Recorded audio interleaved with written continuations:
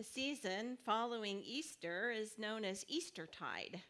It's the season between Easter and then Pentecost Sunday, which will happen in a few weeks. And so it's a good season for us to take a look at some aspect of our faith in order to have some time of growth. And so we're going to take a look in depth over the next few weeks at the Lord's Prayer.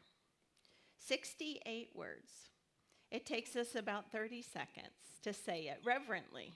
We could probably say it faster than that if we tried. But reverently, it takes us about 30 seconds to say it.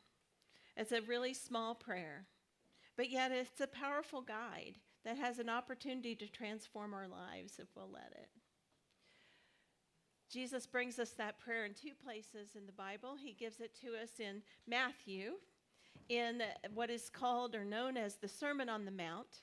And the Sermon on the Mount is a section, a long scripture, Matthew 5, 6, and 7. And in the middle of it, in chapter 6, he's talking about prayer and giving some guidance and some direction about prayer. And then he says, when you pray, pray like this.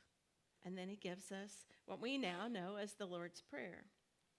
In Luke, there's another time when he's with his disciples, and he says to his disciples say to him, Lord, teach us to pray. And so he answers them, when you pray, pray like this. And so we're going to look over the next several weeks about this prayer and what it is about it that Jesus teaches us about prayer. But maybe we could call it the disciples' prayer instead of the Lord's Prayer, because it's intended to teach us how to approach God.